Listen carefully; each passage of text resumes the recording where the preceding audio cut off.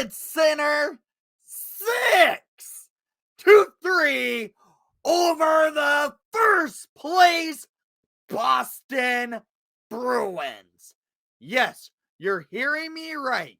Your Chicago Blackhawks upset the Boston Bruins in our home barn on St. Patrick's Day week. As the Hawks celebrate St. Patrick's Day, we have the luck come to the UC. The Blackhawks defeat the Bruins 6-3.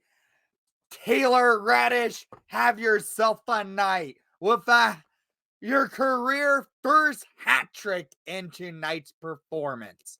This was a great win for your Chicago Blackhawks and a great all-around team play by them. Alex Stalock played half of the game and left midway through with the injury. My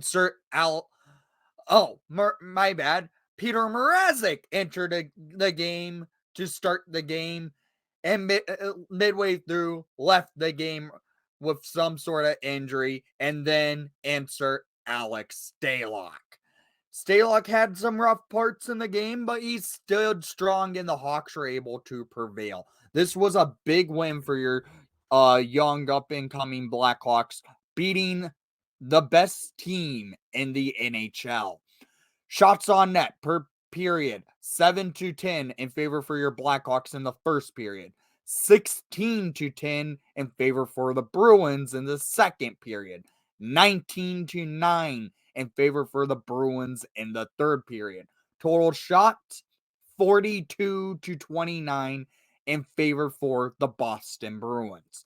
But Linus Ullmark, who is probably the hands-down favorite to win the the Vezina Trophy this year, had himself a stinker. He frankly did. The Blackhawks were able to beat him and beat him well. This was a great performance by your Blackhawks. They came, they played, and they conquered over the Boston Bruins. This was a fun game. Anytime you get a chance to be one of the worst teams in a league and you get to beat one of the best teams in the league, it's always a good thing. This was a big victory for your Blackhawks tonight. This was a fun one, celebrating St. Patrick's Day in style with a hat trick and a 6-goal game for the Blackhawks and beating the Bruins by 3. This was a good performance. Power play. Hawks went 1 for 3 on the power play, where the Bruins went 0 for 2. So not a lot of penalties, but the Hawks were able to prevail in it by getting the power play goal. And it was by one of the players who had himself a game. Penalty minutes, 6-4, and where the Bruins had more penalties. As I said, Hawks went 1 for 3 on their power play. Hits, 36-20 in favor for your Chicago Blackhawks.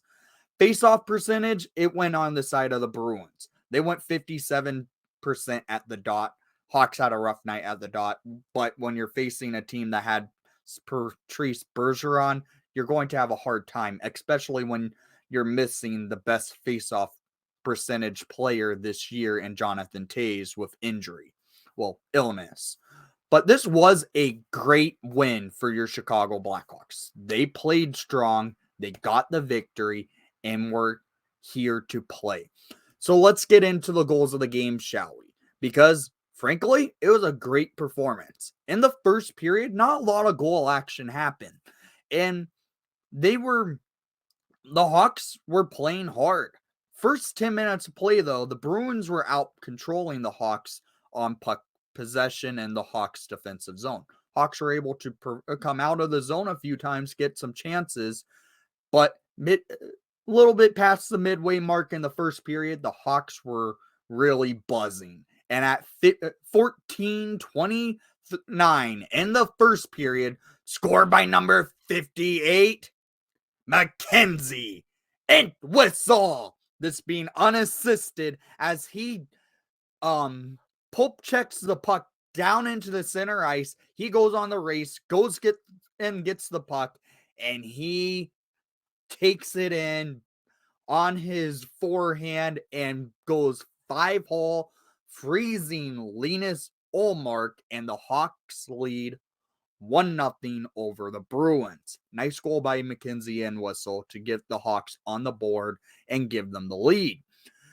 And this was off the backhand that he scored it on. He froze Ullmark. It was a freezing goal for their goalie, and the Hawks have a 1-0 lead. We take that 1-0 lead into the second period of play. But in that first period of play, Mrazek played strong. He was on his head on points in that period. But a lot of the Hawks getting to the offensive zone, playing hard, getting the opportunities off, they were able to score. And, well, it stays 1-0 going into the second period. This is where the Hawks kind of let off the gas pedal. The Bruins are known for playing hard and trying to force games. The Hawks have been known to let off the gas pedal if they're leading. And, well, they do. The Bruins come out into the second period on full attack. Hawks can't answer. They were on their heels a little bit. Bruins were getting some shots off.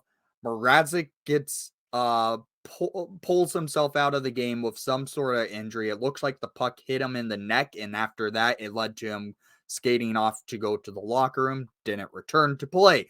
Insert Stalock, and then a few minutes after Stalock enters into the game, at 14:58 in the second period, Hampus Lindholm ties the game up with his 9th of the season, assisted by Orlov and Marchand to make it a 1-1 game. This goal by Lindholm looked like it may have been tipped in, but it wasn't. It went off the back skate of Steph Jones and past Stalock. It's a 1-1 game.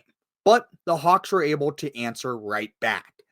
Less than a minute after the Lindholm goal, the Hawks get back on the board at 16:32 in the second period. Scored by number 15, Joey Anderson. His 4th goal of the season, second as a Chicago Blackhawk, assisted by number 14, Boris Kachuk, and number 82, Caleb Jones. This goal was a great play by Kachuk. As Kachuk gets the puck, he sauces it right to Joey Anderson, with Anderson batting the puck into the net to give the Hawks a 2-1 lead. This was a great play for the Hawks in the offensive zone. Boris Kachuk is not the last time we hear from him, because he had himself a game where he had himself his career game in this one. This was a nice goal for Joey Anderson to give the Hawks the lead. But that lead doesn't hold strong. With 11 seconds remaining in the second period, Frederick scores his 14th of the season, assisted by Bertuzzi and Lindholm. This was a little bit of a mismanaged game and play by Steph Jones. Jones gets the puck. He got held by a Bruin and by Bertuzzi. Bertuzzi holds I believe the right arm of Steph Jones. Bertuzzi steals it, backhand pass over across the crease into Trent Frederick's stick, and Frederick buries it past Stalock. It's a 2-2 game going into the third. So we're tied up 2 apiece, and the Bruins have momentum. They do. Going into the third period, they go up on the Blackhawks and score. At 3:02 in the third period, Pavel Zacha scores his 17th of the season, assisted by Krejci and Pasternak. Okay, the Hawks are now down. They're losing after giving up a late goal in the second period. Kind of is usually a backbreaker with this Blackhawks team, but they were able to recharge and regain and go back up. The Zacha goal at 3:02 does not hold that lead for that Bruins team because the Hawks were able to answer right back. At 3:55 in the third period, scored by number 11, Taylor Raddy. His 18th goal of the season, first of the night, assisted by number 16, Jujar Kara, and number 14, Boris Kachuk, to make it a tree-to-tree game and a turn. Yes, 3 minutes and 55 seconds into the third period of play, just 50 seconds after the Zaka goal, the Hawks tie it right back up. Raddy with his 18th of the season, first of the night. Hawks now are moving. They get momentum. They are starting to buzz.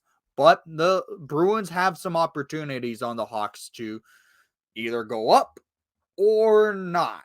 And, well, they don't, because the Hawks were able to score again 3 minutes later at 6:59 in the third period, scored by number 14, Boris Kachuk, his fourth goal of the season, assisted by number 15, Joey Anderson, and number 51, Ian Mitchell, to give the Hawks their lead back. It's 4-3 Chicago Blackhawks.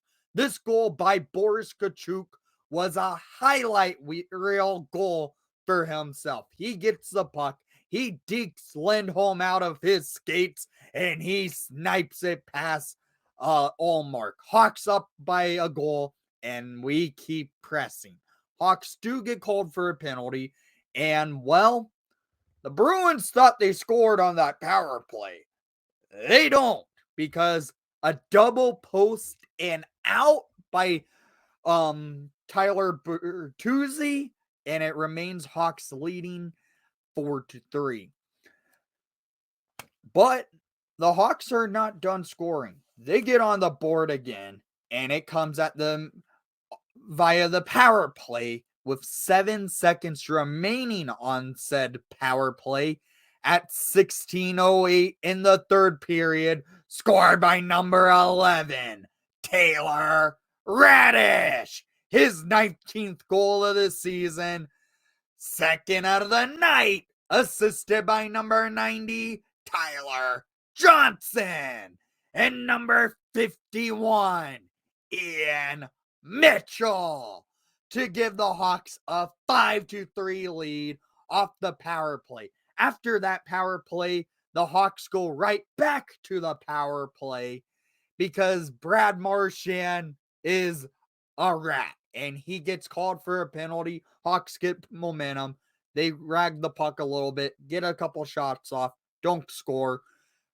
But the Bruins pull their goalie. And, well, for the hat trick at 19:15 in the third period, scored by number 11, Taylor Raddy, his 20th of the season, assisted by number 16, Jujar Kara.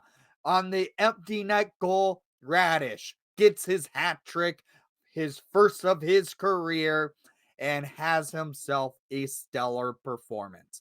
This was a great all-around team game by your Chicago Blackhawks.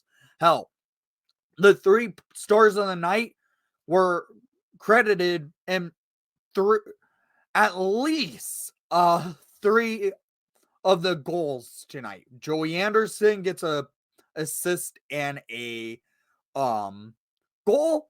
Boris Kachuk, 3-point night, a goal and 2 assists. And Taylor Raddy, a hat trick in this game. Hawks had a great performance. This was a great game for your Chicago Blackhawks. This was a fun game. They get the victory, and they now go back on the road to play Nashville. This was another good win for your Chicago Blackhawks. Down in the comments down below, I want to hear what your thoughts were on tonight's game, and thank you for watching the broadcast. Please leave a like and subscribe if you haven't done so already. And most of all, happy St. Patrick's Day for everyone. I know there's one more game before St. Patty's Day. That's going to be on the road. This was the Chicago home St. Patrick's Day game. So that's why this video is the way it is. So thank you again, and let's go home.